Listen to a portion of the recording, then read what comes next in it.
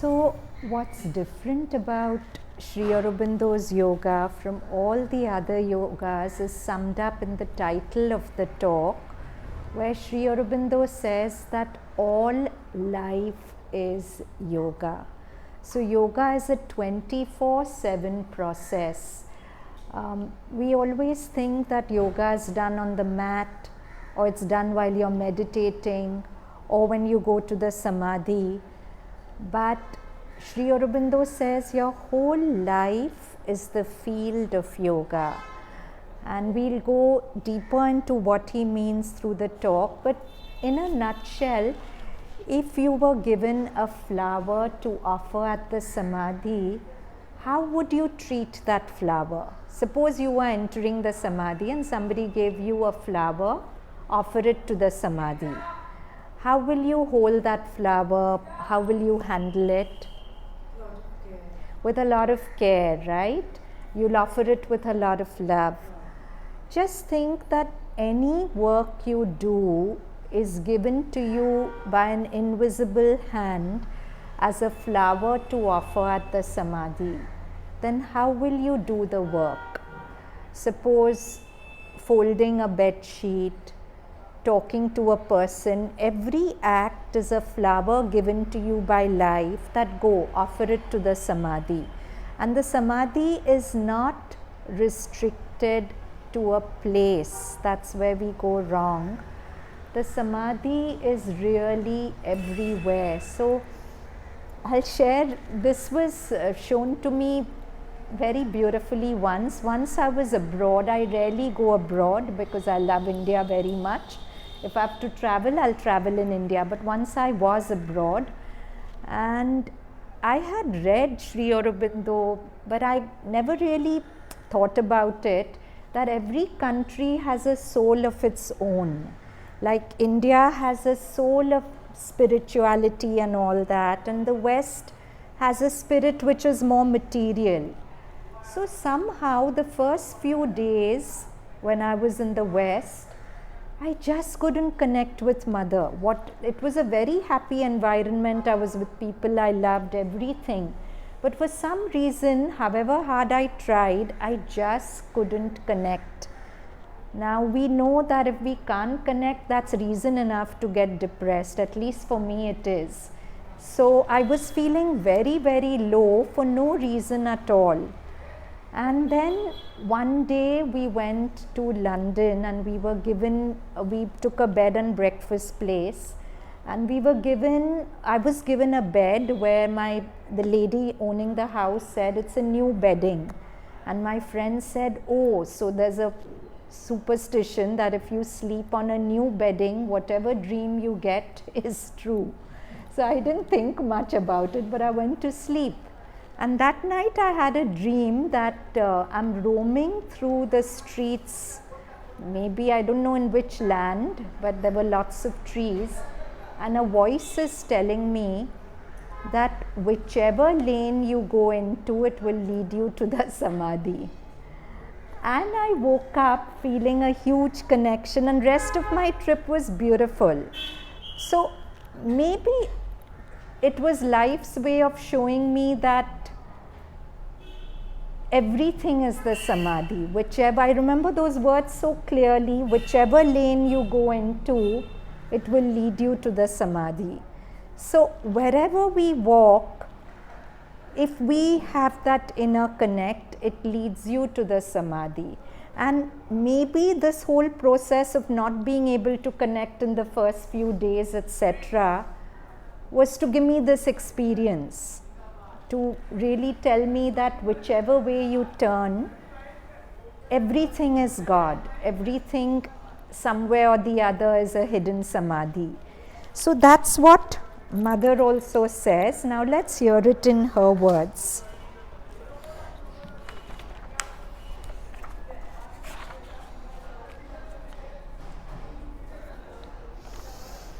In the integral yoga, the integral life, down even to the smallest detail, has to be transformed, to be divinized. There is nothing here that is insignificant, nothing that is indifferent. You cannot say, when I'm meditating, reading philosophy, or listening to these conversations, I will be in this condition of an opening towards the light and call for it. But when I go out to walk or see friends, I can allow myself to forget all about it. That's our thought, no? When I go out for a dinner, when I go out for an outing, that's not yoga. So that time I can just chill and do whatever I like. But Mother says that's not it. Because then that period of unconsciousness will undo everything you've done in periods where you think you're doing yoga. So to persist in this attitude means that you will remain untransformed and never have the true union. Always you will be divided. You will have at best only glimpses of this greater life. For although certain experiences and realizations may come to you in meditation or in your inner consciousness, your body and your outer life will remain unchanged. And an inner illumination that does not take any note of the body and the outer life is of no great use, for it leaves the world as it is. This is what has continually happened till now. Even those who had a very great and powerful realization withdrew from the world to live undisturbed in inner quiet and peace. The world was left to its ways, and misery and stupidity, death and ignorance continued unaffected their reign on this material plane of existence.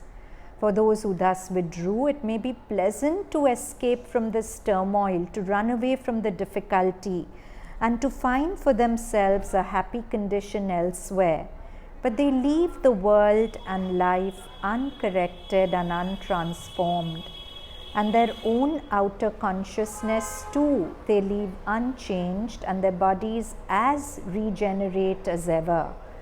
Coming back to the physical world, they are likely to be worse there than even ordinary people, for they have lost the mastery over material things, and their dealing with physical life is likely to be slovenly and helpless in its movements and at the mercy of every passing force.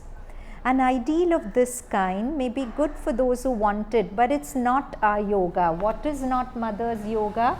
Spending time in exclusivity, feeling very peaceful when you're on your own, but not being able to hold on to that peace when you're interacting with people and with life. So we live a double life. We experience ourselves as something quite different when we are meditating or doing yoga, but when we are interacting, we forget all about that. So Mother says that's not our yoga. Our yoga is whatever forces you gather in your quiet time should work through you in your day-to-day living. because day-to-day living is the field of transformation. You can have high states of samadhi, a very quiet mind, but unless you can live it in life, you won't get transformed, because life is the field. So his symbol, why is there water at the center of the square? Water represents samsara and square represents the earth element. So it's not in some other heaven that the lotus of inner perfection has to bloom. It has to bloom on earth, in the physical body, in the waters of samsara. Yeah? So that's why it's very important to interact with in life, but also in a balanced way. When we say interact with life, if we interact too much, we can't keep that balance. We don't have that capacity to really hold on to our inner space.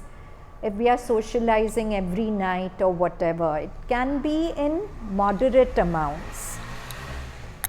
And sooner or later, all of us come to a point where meaningless socialization just drops away. It scatters you and you don't really want it. So,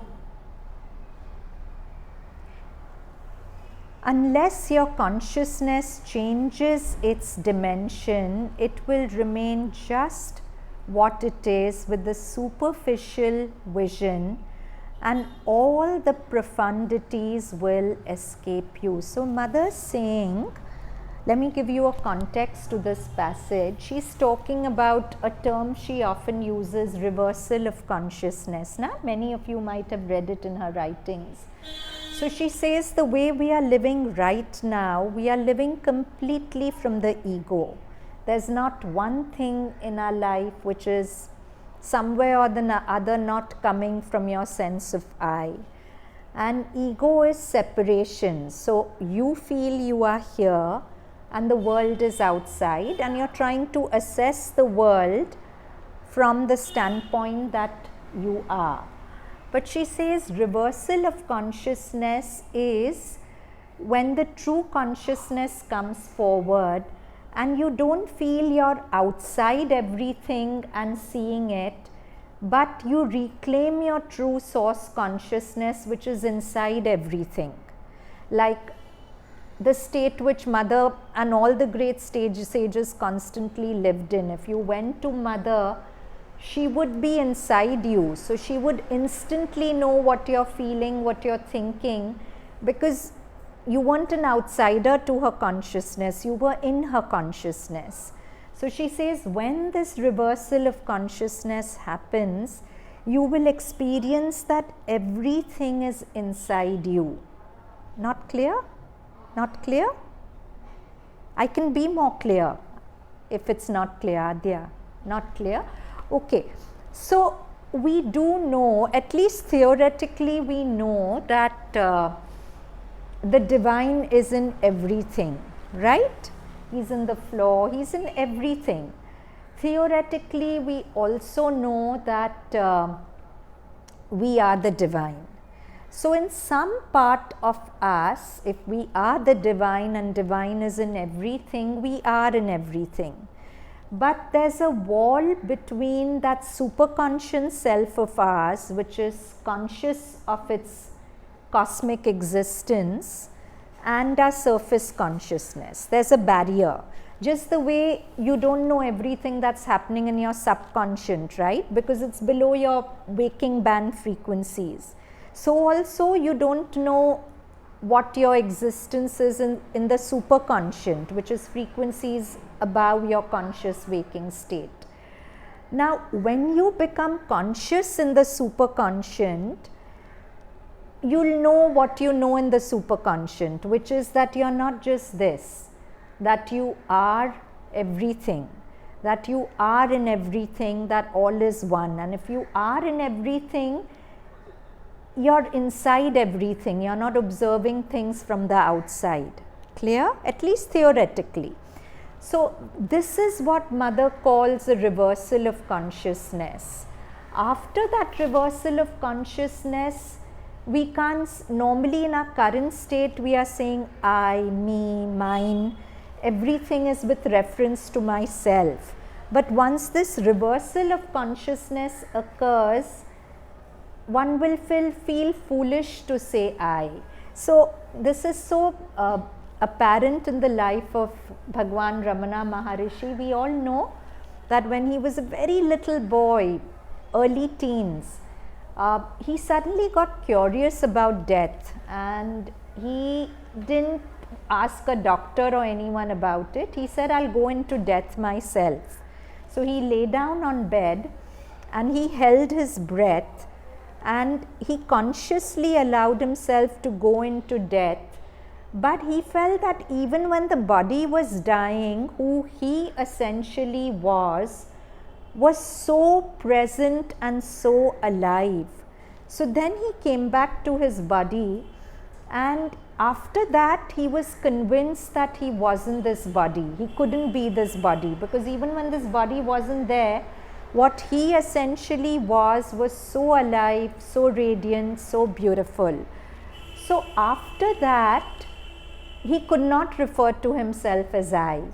Finally, when we are talking about Ramana Maharishi, finally when he left his house, so after that he lost interest in studies. He would just be staring into space, and one day his brother mockingly told him, his name was Venkatramanan, Venkatramanan, what's the point of going to school when you don't study, you just keep staring into space?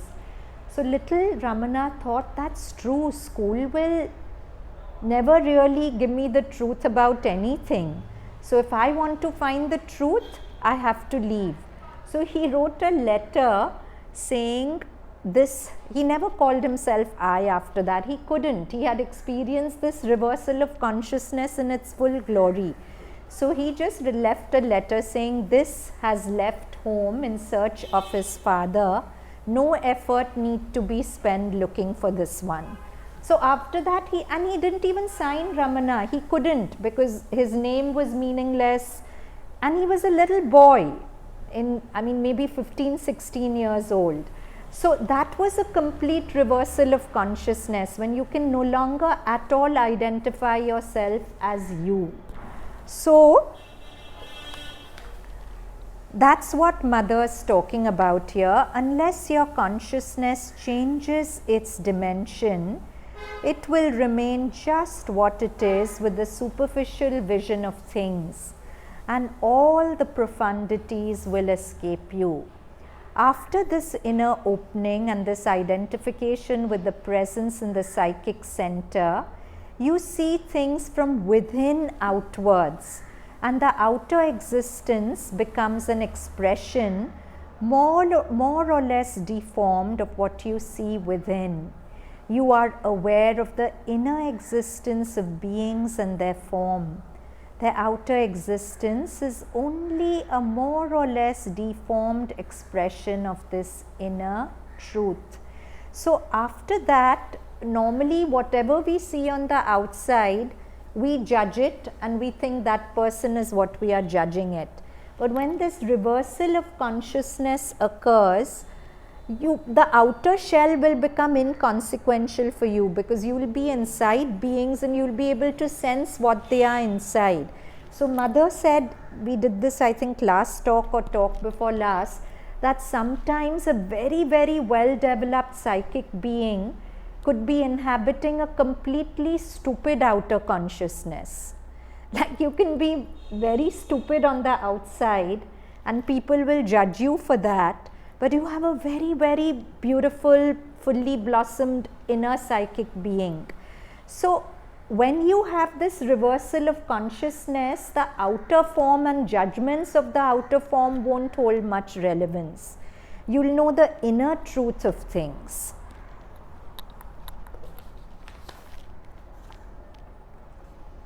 And it is because of this that I say the basic equilibrium has completely changed.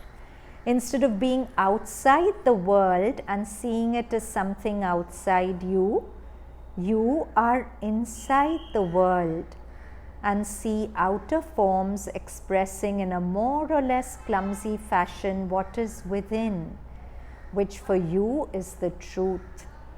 You are told there is only one reality, and all that is only a multiple expression of a single reality. We've been told that, no, all is God, that's the only reality, and everything is a multiple expression of a single reality.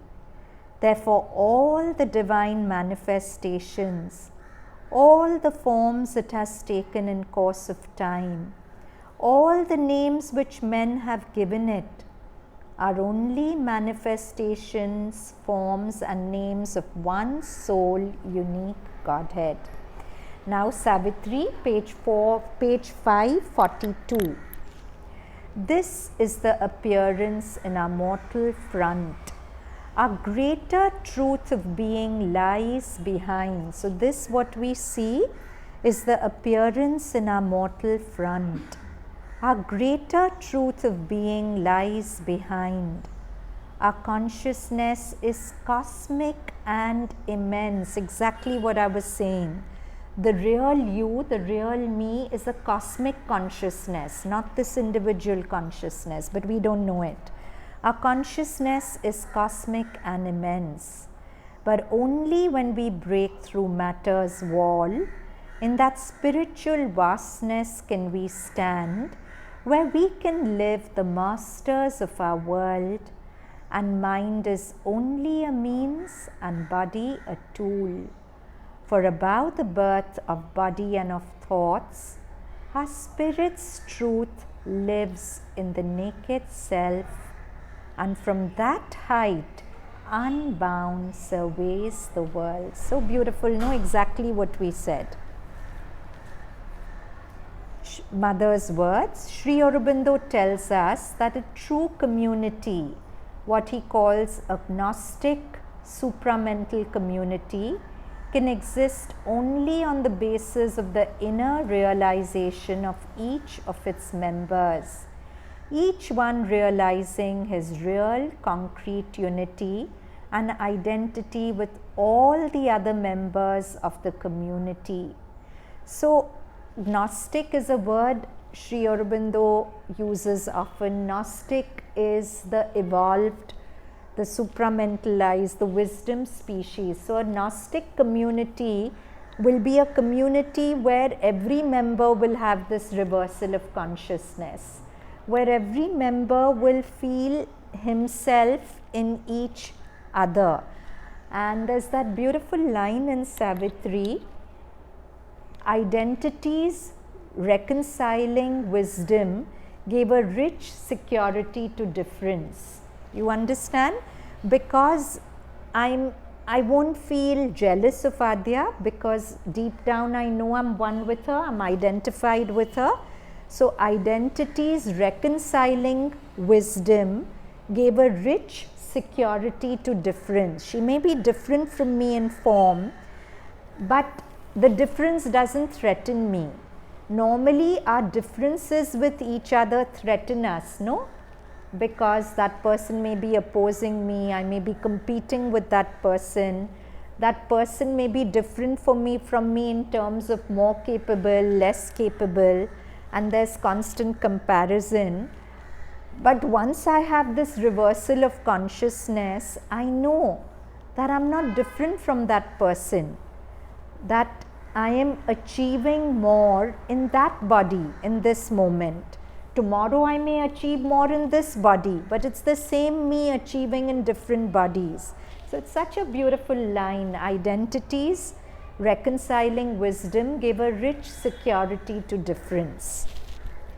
So he's talking about a Gnostic community which will be like this. Each one realizing his real concrete unity and identity with all the other members of the community. That is, each one should feel not like just one member united in some way with all the others, but all as one within himself. For each one, the others must be himself as much as his own body, and not mentally and artificially, but by a fact of consciousness, by an inner realization. Then these are again Mother's words. For truly speaking, each one finds only what he wants to find of the divine. Sri Aurobindo has said this by turning it the other way round. He has said, I am not quoting the exact words, Mother says, only the idea. What you expect from the divine is what you find in the divine. What you find from the divine is what you meet in the divine. So if you expect the divine to be all love, the divine will be all love to you. If you expect the divine to be all peace, the divine will be all peace to you. So this struck me when once I was asked a question that if you were to think of peace, what would you think of? And surprisingly, it wasn't Mother or Sri Aurobindo at all. To me, peace was nature. But when I was asked if you were to think of a picture that represents joy and love to you, what would it be? And it was instantly Mother. Because to me, Mother is joy and love. But I haven't associated her with peace. It was startling for me to realize that. When of course the peace you feel in nature also is Mother only. But then I started associating Mother with peace, and then she became peace for me. But however you see the divine is that for you.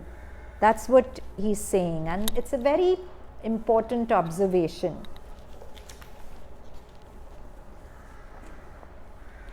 And his manifestation is always adapted to each one's receptivity and capacity. They may have a real essential contact, but this contact is limited by their own capacity for receiving an approach.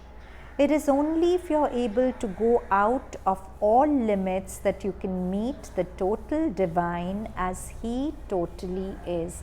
So, for example, in my case, when I thought Mother was joy and love, I was putting a limit to her. No, I wasn't allowing her to show me herself as the peace also. So, Mother saying, don't put God in a box, because God is beyond all boxes. Allow your perception of him to include everything in the universe. If you perceive God as somebody you should fear, then God comes to you as somebody you should fear, though that's not his reality at all. But however you approach God, he comes to you like that. And his manifestation is always adapted to each one's receptivity and capacity. They may have a real essential contact, but this contact is limited by their own capacity for receiving an approach. It is only if you're able to go out of all limits that you can meet the total divine as he totally is. Usually people set limits. They limit themselves by excluding everything that is not exactly the path they have chosen. For this is much easier and they go much faster relatively.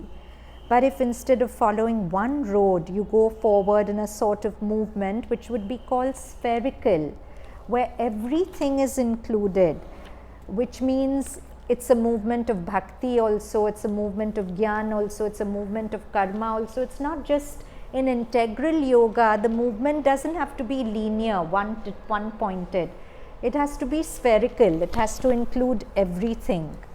Naturally, the result is more complete. And it is this that Sri Aurobindo calls the integral yoga. But the progress is much more difficult and much slower. Of course, if you follow only one path, you will go faster. But if you, for certain periods of time, you get pulled to self-inquiry or the wisdom path, then for a certain period of time, you get pulled to the bhakti marg and so on. It's not like you're going very fast, but it's a more complete progress rather than in one direction only. realization of the psychic being. Somebody asked Mother, sweet Mother, where does our true spiritual life begin? Mother answers, the true spiritual life begins when one is in communion with the divine and the psychic. When one is conscious of the divine presence in the psychic and in constant communion with the psychic, then spiritual life begins, not before. So this is important. She says when one is in constant communion with the psychic, not just when you meditate, but when I'm talking to my friend or a family member, am I still in communion with the psychic? When I'm out at a dinner with friends, am I still in communion with the psychic? That's when spiritual life begins. Otherwise, we haven't started on the spiritual path. When one is united with one's psychic being, otherwise we are in preparation for starting the spiritual path. We shouldn't feel discouraged because preparation is also necessary. But we start walking the path when we are in constant touch with the psychic. When one is united with one's psychic being and conscious of the divine presence and receives the impulses for one's action from this divine presence, and when the will has become a conscious collaborator with the divine will, that is the starting point. Before that, one may be an aspirant to the spiritual life, but one doesn't have a spiritual life. Unless your vision is constantly the vision of the divine in all things, you have not only no right, but no capacity to judge the state which others are in. She said a very important point. Unless your vision is constantly the vision of the divine in all things, you have not only no right, but no capacity to judge the state which others are in. So remember this, whenever you're judging, Mother's words that unless you've had that reversal of consciousness where you're inside a being, don't judge. And when you're inside a being, you won't judge. You'll have discrimination, but that won't be judgment. You understand? Like Mother had infinite discrimination. Of course, she could see a wrong movement from a right movement, but there was no judgment. That's what we should train our consciousness to have, discrimination but no judgment. And discrimination is about realizing that a being isn't fixed. I keep telling you, I've told you this before also, that every being is infinite, no? Infinite and cosmic. So as a metaphor, every being is a line. Geometrically, a line is a series of infinite dots, right? If you've forgotten school geometry, I'll remind you, it's just infinite dots in both directions. So if you draw it, it's a segment with arrows on both sides, that it goes on and on and on. That's what a line is. Now each human being is a line. Infinite dots extending into the past, infinite dots extending into the future. Now suppose the line that I am intersects with the line that Prarthana is at one point, okay?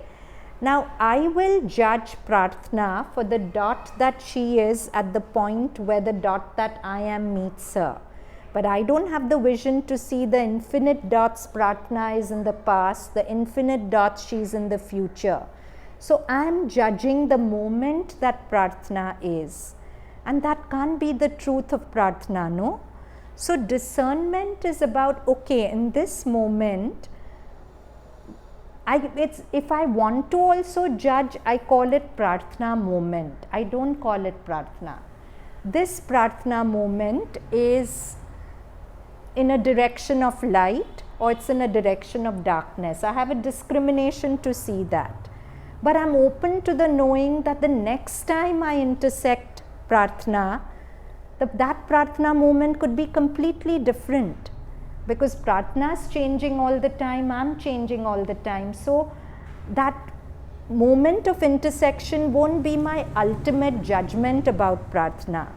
I'll constantly allow myself to think that she's changing, I'm changing. Yeah, but I have the discrimination that at this moment, the pratna moment that's arising, okay, if it's like this, I'll deal with it as I want to in this moment, but it won't be a fixed judgment on pratna for tomorrow, day after, like that.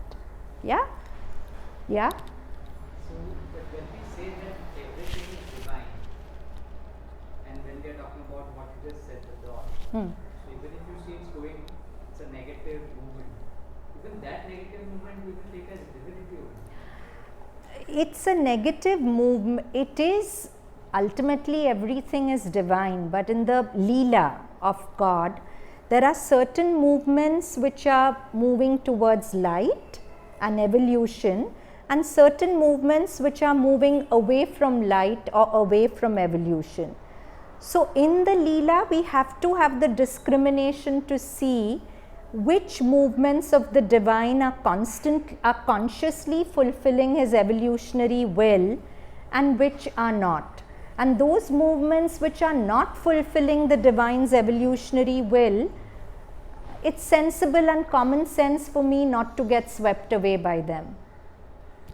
But they are still paving the path for her evolution. That's not my concern. That's between her and the divine. My concern is my path, right? Now in this moment, if I'm tangoing with a person who's in that moment following a movement which is against light, I take my precautions not to be carried away in that movement, that's all. But I don't have to necessarily judge the person. Yeah? So would that also be the answer? I don't know how to word it.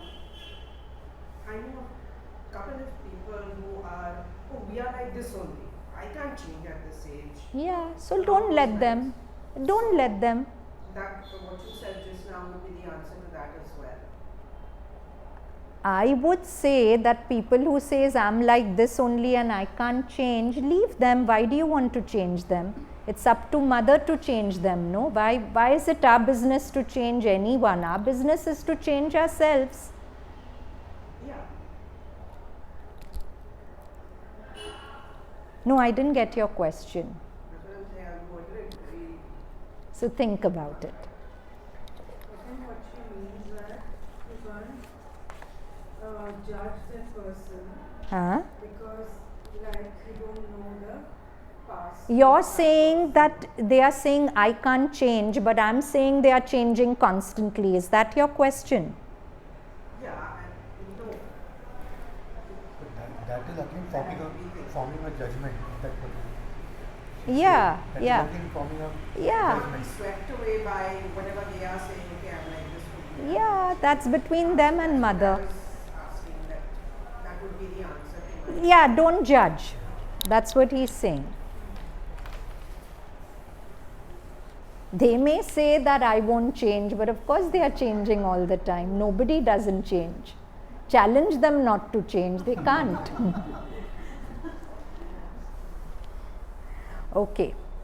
So, I'm repeating this sentence. Unless your vision is constantly the vision of the divine in all things, you have not only no right but no capacity to judge the state which others are in. And to pronounce a judgment on someone without having this vision spontaneously, effortlessly, is precisely an example of the mental presumptuousness of which Sri Aurobindo always spoke. And it so happens that one who has the vision, the consciousness who is capable of seeing the truth in all things, never feels the need to judge anything whatsoever. For he understands everything and knows everything. He understands that this person needs to be the way he is just now in the larger context. So it's okay, I'll allow him to be this way. Therefore, once and for all, you must tell yourselves that the moment you begin to judge things, people, circumstances, you are in the most total human ignorance. In short, one could put it like this: When one understands, one no longer judges. And when one judges, it means one doesn't know.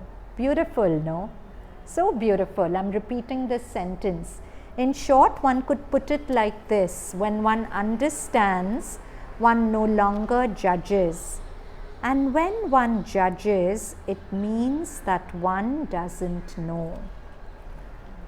Judging people is one of the first things which must be totally swept away from the consciousness before you can take even a step on the supramental path, because that is not a material progress or a bodily progress. It is only a very little progress of thought, mental progress, and unless you have swept your mind clean of all its ignorance, you cannot hope to take a step on the supramental path.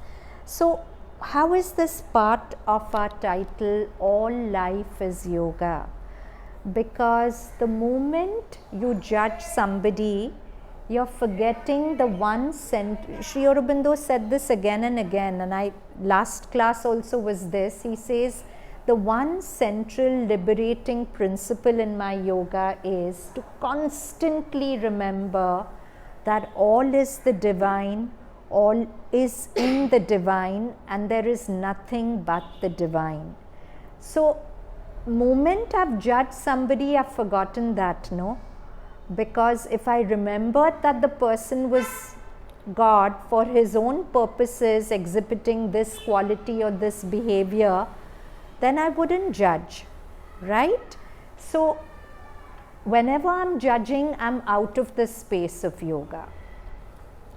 Judging even objects constantly, forget about people. Yeah. Go to a store, this color is bad, that is good, this looks good, this looks bad. Yeah. Constantly in a state of preference or... Yeah, but that's going to happen because of your consciousness, but it's good if that comes, no? To say this color is good in Nash's mind. So you're open to the thought that it may be a very bad color in somebody else's mind, and a very ugly color in your mind might be beautiful in somebody else's mind. So I was correcting my standard 10 prelim papers today. I got a very beautiful answer. There was a question, what is viparyai? For those of you who don't know, in Patanjali's Yoga Sutras, it's a thought of wrong knowledge, when you mistake something to be other than what it is. So this girl wrote that suppose my friend sees a movie and tells me it's a very bad movie, and I think it's a bad movie, that's a viparyai.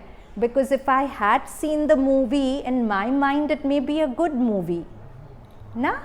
So we accept things people tell us blindly, but everything is in you. I keep telling you there are as many universes as there are minds. Each mind is a universe in itself, and each universe is different. Each universe is perceiving things differently. So whenever you make a judgment about objects, it's good to remind yourself, this object is beautiful in me, in Anaita.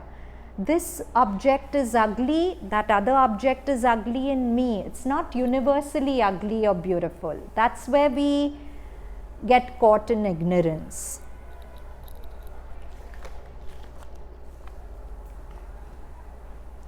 So,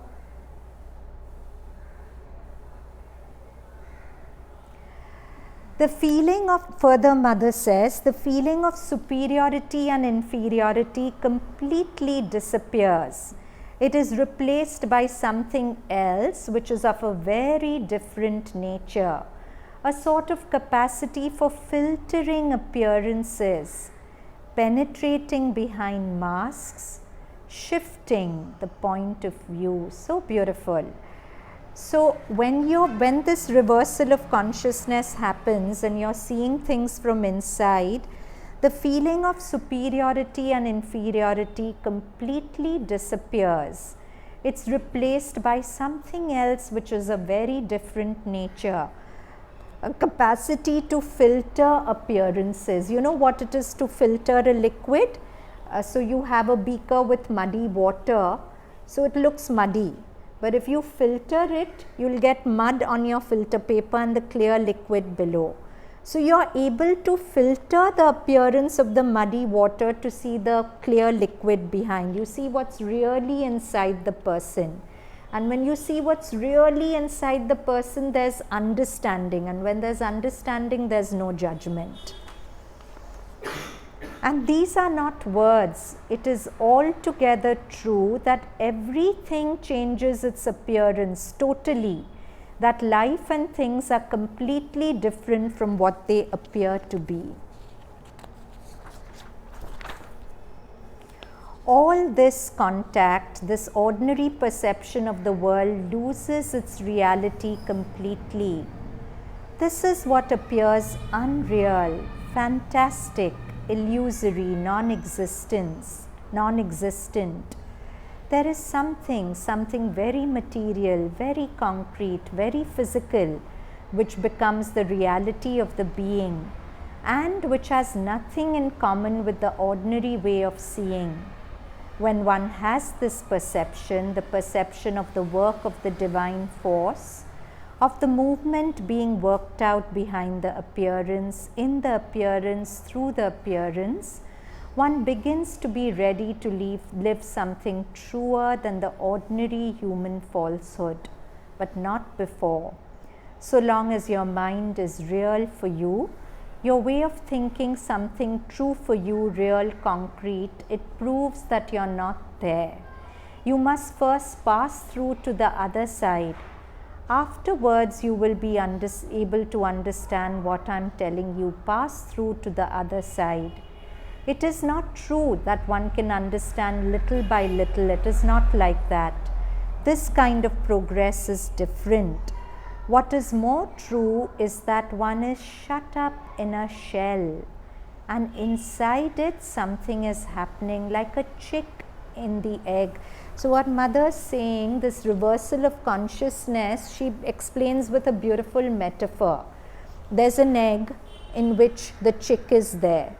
Now the chick is all shut up in the shell of the egg. The shell of the egg is like your ego, and the chick is developing, but it doesn't know that there's a world outside where it can walk, etc. It thinks that this little ego eggshell is its world.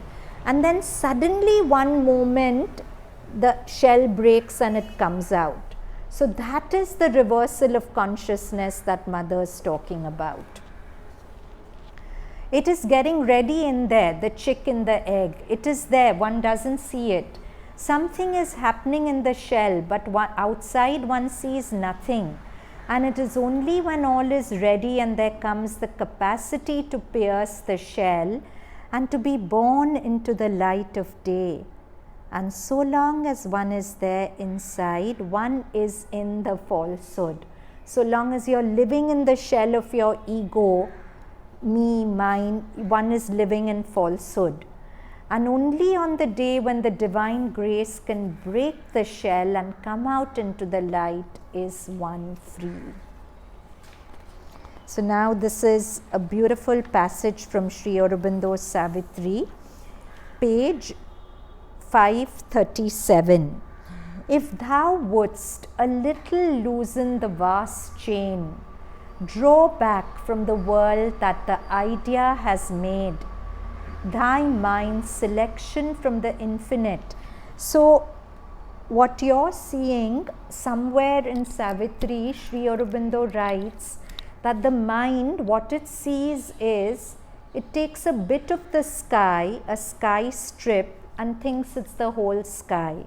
So it's the same idea here, the mind's selection from the infinite. See, Nash was referring to an object which maybe has a color which he doesn't like. So he likes it or doesn't like it depending on his past conditioning. We don't realize how much of our likes and dislikes are conditioned from the past. For example, as a small child, if he'd spent time with an adult who was wearing a pink dress. His conditioning is pink is a lovely color. If he was with an adult who was wearing a green t-shirt and whacked him, the conditioning is, I don't like green. Green or pink are just colors, there's nothing wrong with them. But the mind selection from the infinite, depending on your past.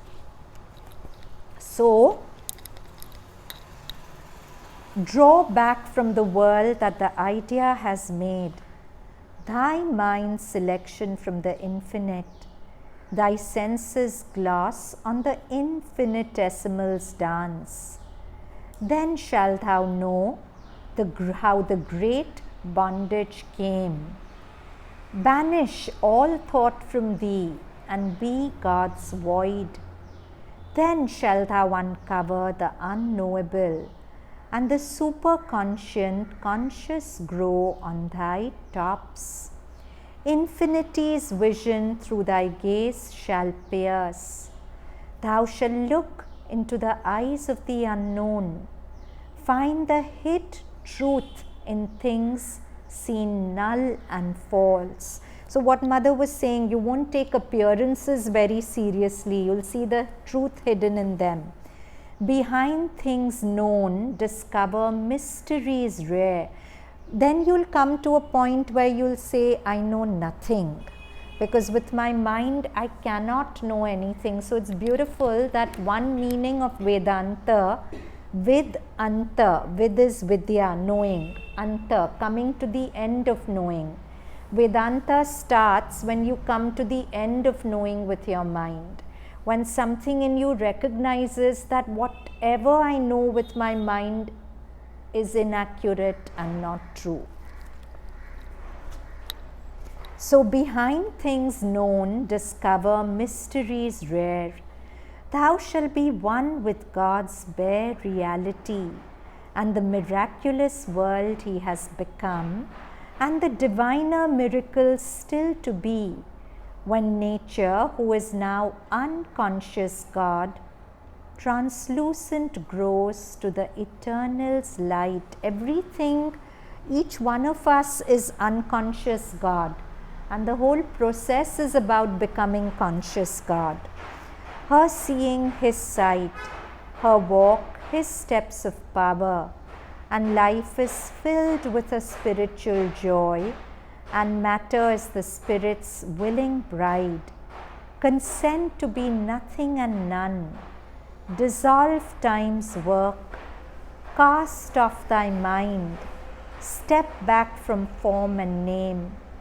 Annul thyself that only God may be. Stop being you, then you become God. You know, Ramana Maharishi gives that example of the snake and the rope. The rope is the divine substrate that you are. As long as you see it as a snake, you'll never see the rope substratum, right? Only when the snake disappears, snake is your ego self, then the divine truth of who you are, the rope becomes visible. You can't see both together. You either see the snake or you see the rope.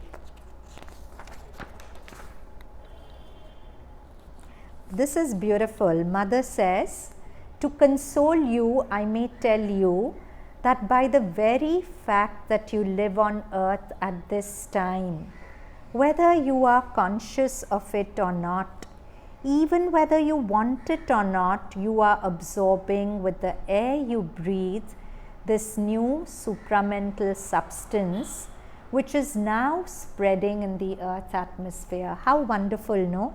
That the very fact that we are on earth and we are breathing in this supramental substance, and it is preparing things in you which will manifest very suddenly as soon as you have taken the decisive step. When this happens to you, almost all the questions you ask yourself or ask me will be solved. And anyway, your attitude to life will be so different that you will understand what is meant when one speaks of living spiritually. And at that moment, you will also understand a great thing, a very great thing, how to live without ego. So beautiful. she says that whatever your spiritual experience is, your inner vision, so long as you're bound in your ego, you haven't really tasted the spiritual truth. But when this consciousness opens, when this reversal of consciousness opens, you will learn a very great thing. She calls it a great thing, how to live without ego.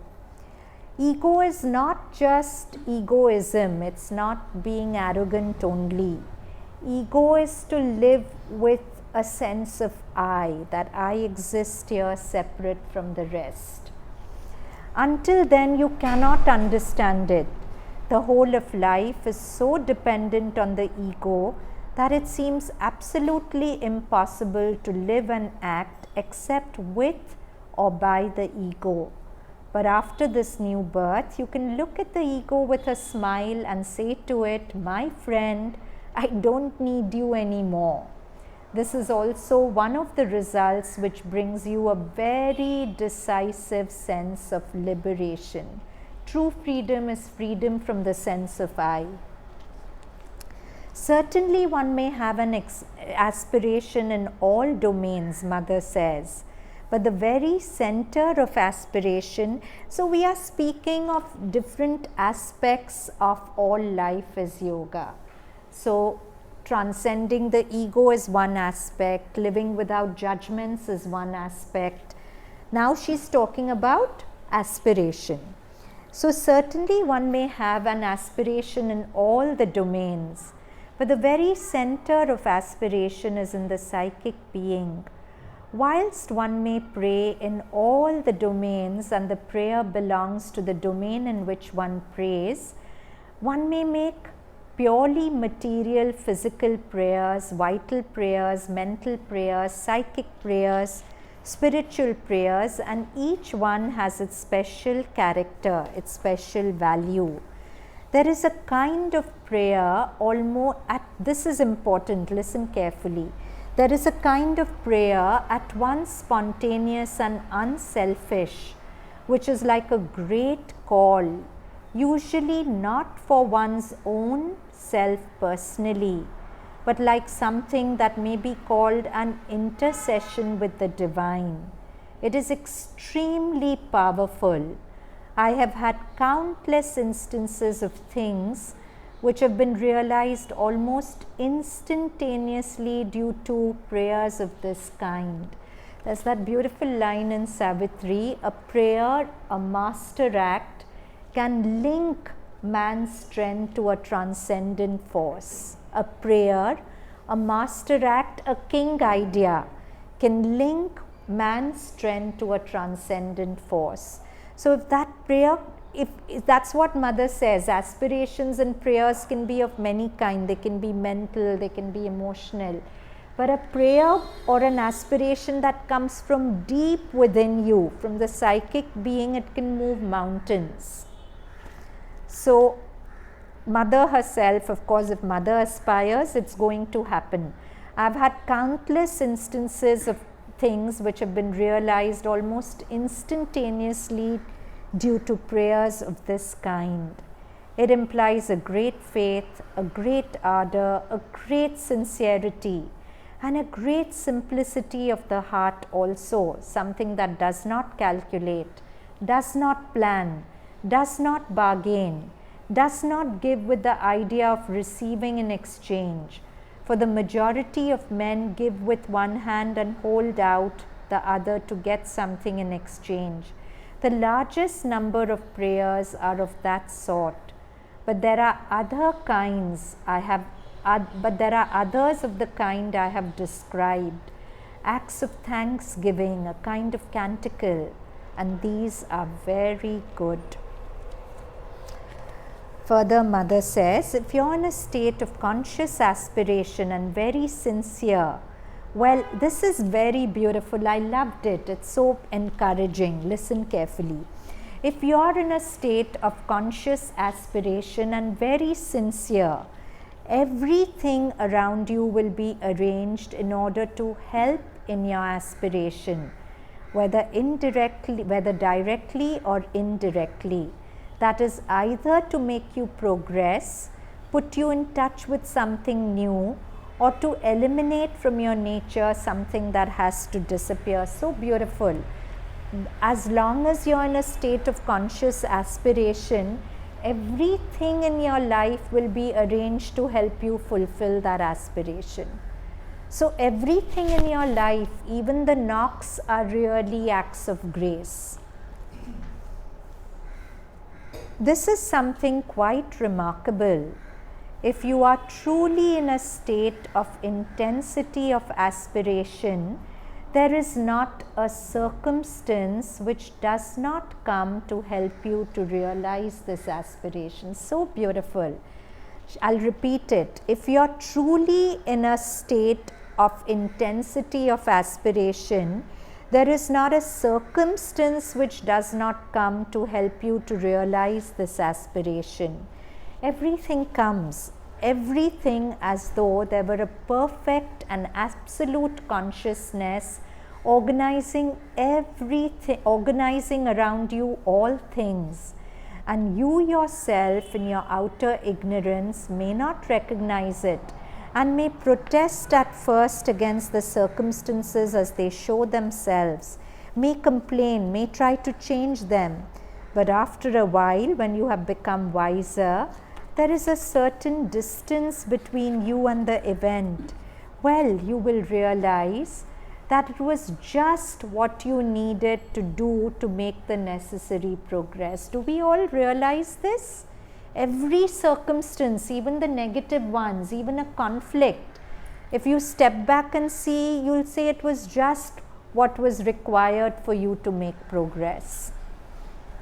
And you know, it is a will, a supreme good will that arranges all things around you. Again, that line in Savitri, whether it seem good or evil to men's eyes, only for good the secret will can work. Not even will work, can work. The programming of that secret will is for the good. That's the only way it can work. So and you know, it is a will, a supreme good will which arranges all things around you. And even when you complain and protest instead of accepting, it is exactly at such moments that it acts most effectively. This is something beautiful to remember when things seem to be going wrong. That whether it seems good or bad to my eyes, only for good the secret will can work. The secret will is the mother's will. It can only work for my best, especially when I'm consciously turned to her. She will arrange every circumstance in my life to make me grow. And sometimes those circumstances can be painful, but let me take that also as her grace. Learn from them and grow. Huh? Conscious aspiration is what you spoke about. Huh? And at the same time, you're ignorant also. So, in your psychic being, there's a conscious aspiration, but you have other parts of you which are ignorant, no? Okay, and then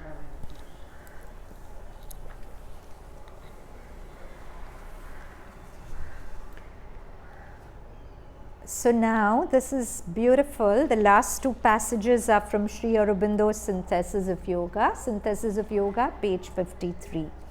Sri Aurobindo says, it opens swiftly or gradually. It is, so preceding this there's a line, the supreme Shastra of the integral yoga is the living Veda, secret in the heart of every human being. So baffled, Adya. The supreme Shastra means, Shastra is a work of knowledge, no? So Sri Aurobindo is saying that the ultimate work of knowledge is the Veda hidden in the heart of every human being. So it's beautiful that in the Upanishads it's written that if you take all the wisdom of the Upanishads on one side and the wisdom in the human heart on the other side, the latter will be greater than the former. So what we know in our superconscient is greater than all the wisdom of the Upanishads. So that's the supreme Shastra of the integral yoga. The wisdom. Sorry? But then how do we? So that's, bring it yeah. up? So now he says it is the supreme Shastra. He's saying it opens swiftly or gradually, petal by petal, through successive realizations. Once the mind of man begins to turn towards the eternal, once his heart, no longer compressed and confined by attachment to finite appearances, becomes enamored in whatever degree of the infinite. It's such a beautiful phrase, enamored. Enamored means in love with. I'm enamored by you. But here he's saying not enamored by human beings, enamored in whatever degree of the infinite. When you fall in love with the divine, when you fall in love with the beyond. All life, all thought, all energizing of the faculties, all experiences, passive or active, becomes thenceforward so many shocks which disintegrate the teguments. Teguments are coverings of the soul, and remove the obstacles to the inevitable efflorescence. Efflorescence is the blossoming. So in simple words, he's saying that this Veda starts opening once the mind of man begins to turn towards the eternal. That means in my thoughts also I'm constantly thinking of the beyond. I said this last time, no? When majority of my thoughts are about mother, then my mind is getting psychicized. Normally my thoughts are more about my self-preservation, me, I. Then it's revolving around my sense of I. But instead of thinking of that, if most of my thoughts are about the beyond, about the mother, then my mind is getting psychicized. Once his heart, no longer compressed and confined by attachment to finite things, becomes enamored in whatever degree of the infinite.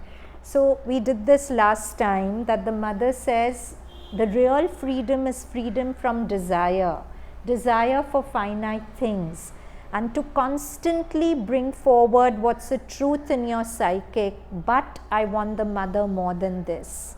Whenever I really strongly desire something, just remind yourself that deep down in my psychic, I want the divine more than this object of desire. Then the heart starts opening. Once his heart, no longer compressed and confined by attachment to finite appearances, becomes enamored in whatever degree of the infinite, all life, all thought, all energizing of the faculties, all appearances, passive or active, become thenceforward so many shocks which disintegrate the coverings, teguments of the soul, and remove the obstacles to the inevitable, something that's sure, efflorescence, blossoming. And then that famous line, he who chooses the infinite has been chosen by the infinite.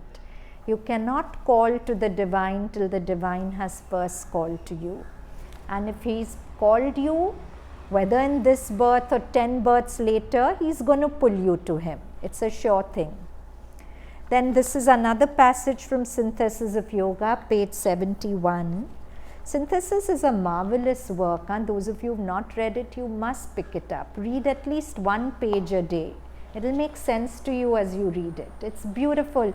Sometimes when you're reading any of these works, what you feel is what you feel in deepest meditations, because Mother has said, Sri Aurobindo and myself are present in our words, and when you read our writing, you directly make contact with our consciousness. The intellect has been, now Sri Aurobindo says, for most of us this is our state of yoga. The intellect has been interested, the heart attracted. Yeah, the intellect is interested in this mystery that God is. The heart is also attracted. The will has strung itself to the effort, but the whole nature has not been taken captive by the divine. So beautiful. The whole nature has not been taken captive by the divine.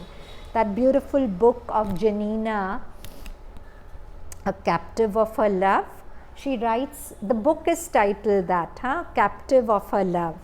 And in the book she writes, here in the ashram, she was in the ashram when mother was in her body, she writes to a friend that, you know, here all of us are captives of her love. Because whatever she says we'll do. There could be a millionaire, and if she tells him that you work in the dining hall washing dishes, he'll happily do it. Kedi Setna, who was one of the most brilliant poets, she gave him work, I think, of looking after furniture, and he did it. Nobody questioned her. Here her ego will rebel. Mother, you're not giving me things according to my swadharma. What kind of a mother are you? But there nobody questioned her. Whatever she gave, people happily did, because they were captives of her love. Little by little, perhaps their whole nature had been taken captive by her. Here our psychic may be opening to her, our mind may be turned towards her, but all of us hasn't been taken captive by the divine. In Savitri, there's a line, something to the effect that when most her slave, I am most free. Yeah? When I'm a slave to my ego, I'm most bound. But when I'm in that state of surrender, that I'm fully her slave, that's when I'm freest. Or something like, when most bound by her love, I'm the freest. Something to that effect.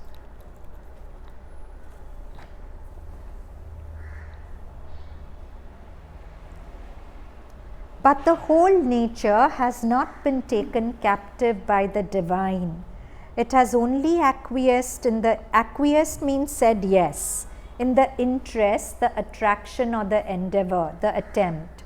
There has been an experiment, perhaps even an eager experiment, but not a total self-giving to an imperative need of the soul or an unforsakable ideal. Even such imperfect yoga has not been wasted. So this basically sums up most of our states. Our mind is interested, our heart is open, but all our nature hasn't been taken captive by the divine. But she says even such imperfect yoga has not been wasted. For no upward effort, not she, he, this is Sri Aurobindo writing.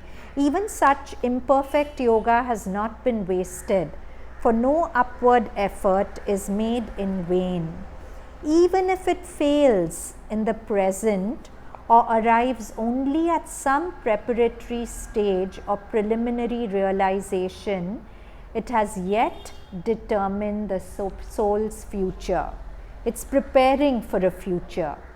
But if we desire to make most of the opportunity that this life gives us, if we wish, so why has Sri Aurobindo called this time period on earth an hour of God? Because as Mother said earlier, by living on earth at this time, we are breathing in the supramental substance. The chance to evolve for mankind, it's unprecedented. Never in history has mankind been given such a huge chance to evolve. So Sri Aurobindo is saying, if we desire to make the most of this opportunity, if we wish to respond immediately to the call we have received and to attain the goal we have glimpsed, not merely advance a little towards it, it is essential that there should be an entire self-giving. Now, how do we practice this self-giving? It's easy to self-give when we are in a good state, when things are going well. The biggest challenge to self-giving is when things aren't going the way we want to, when our mind isn't in the state we'd like it to, when our body is going through something, when circumstances are taking us in a certain direction. then we start praying to Mother, no, no, no, Mother, don't take me in this direction, don't let this happen, don't let that happen, which is okay, which is good. If it's good for you, Mother will listen to your prayer. But if you need to go through that pain, if you need to go through that difficult period, Mother won't listen to you, because she says, if I was to pander to your ego, I'd be a traitor to your soul. Your soul wants growth in this direction. You're praying for me for respite, to take away your pain or whatever. But if you need to go through that pain and I take it away, I'll be betraying your soul, I'll be denying your soul the growth it wants. So even when things don't go our way, Mother, it's your will. I'm going to wait and see where it takes me. You will do what's best for me. I'm going to hold in there.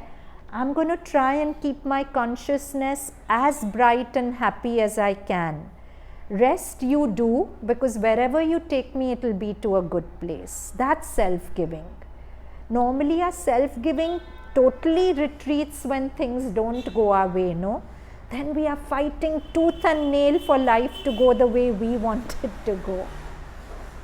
But that's the real time to say, Mother, your will, do what you want. You mentioned somewhere, cling to the truth. Yes. That's exactly the word. Yes. So, Cling to it no matter what, cling to it. so the truth is your faith. Truth is the faith. Again, that beautiful line of Sri Aurobindo, the captain of our ship holds the rudder well, he does not sleep. He's never sleeping, 24/7 he's alert, guiding our ship through the seas of life. So cling to the truth is to cling to this faith that I will be guided, I will be protected, I will be taken where I need to be taken. So it is essential there should be an entire self-giving. The secret of success in yoga is to regard it not, this is very important, if you've drifted off, please come back. The secret of success in yoga is to regard it not as one of the aims to be pursued in life, but as the one and only aim. Not as an important part of life, but as the whole of life. I'll repeat it. The secret of success in yoga is to regard it not as one of the aims of life to be pursued in life, not one of the aims. So I'll pursue my aim of, my main aim is I want to make it big in life, I want to make a lot of money, and then in one little corner of my life, I'll look at Mother and say hi to her. Doesn't work like that. Sri Aurobindo is saying, then don't say you're practicing yoga. If that's how you want to live, good. Call yourself a devotee. But don't say you're a practitioner of integral yoga, because that's not how it works. You're a practitioner of integral yoga when this divine life that Mother and Sri Aurobindo have brought as an offering to us, when to open to that offering becomes our chief aim, and everything else is secondary, but this is primary. That's when you really start practicing integral yoga. Till then, fine, be our devotee. We'll respond to you as our devotee. But you become our conscious collaborators and practitioners of integral yoga when this becomes your whole aim of living, when everything else becomes secondary. When suppose you have to give a presentation, your main aim is not your ego's aim of I hope it goes well, I hope everyone says I was the best presenter there. That's not, the aim should be, Mother, did I really channel you? Was I really offered to you? Was I really a good instrument of yours? And did I allow your will to happen while I was doing? Did I stay connected to you while I was giving the presentation, or I kept thinking, oh, now I'm speaking so well, people are appreciating me? Or no, they are not responding to me as well as they responded to the, I'm just giving an example, apply it to any area of your life. You're out at a dinner, when you're talking to people, Mother, am I really staying connected to you, or am I again getting carried away to look good in their eyes, to make favorable impressions? Is it more important to me to look good in the people's eyes I'm talking to, or is it more important that I stay connected to you while I'm talking? If all these you do, at least as an intention, I'm not saying this is easy because our conditioning is too strong, but out of 10 times, at least once if you remember and make that shift. If you make it once, it will be easier for you to make it a second time, a third time, a fourth time, like that.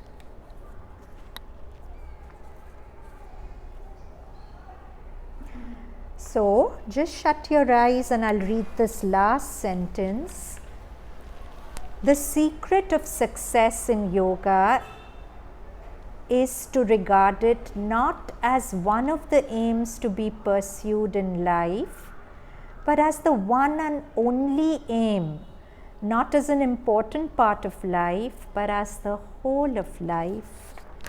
So let's make a collective aspiration that in the days to come, in the weeks to come, to whatever extent each of us can live this line of Gurudev, to make Mother and our connection to her the first priority in every moment of our life.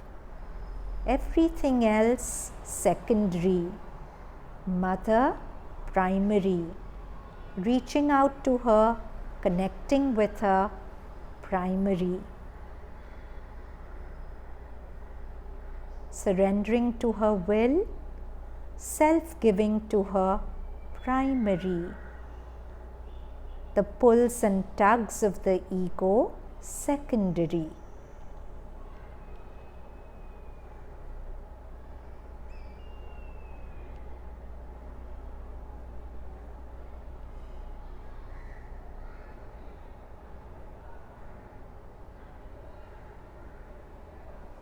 Hands together in a namaste. Let's end with 3 ohms.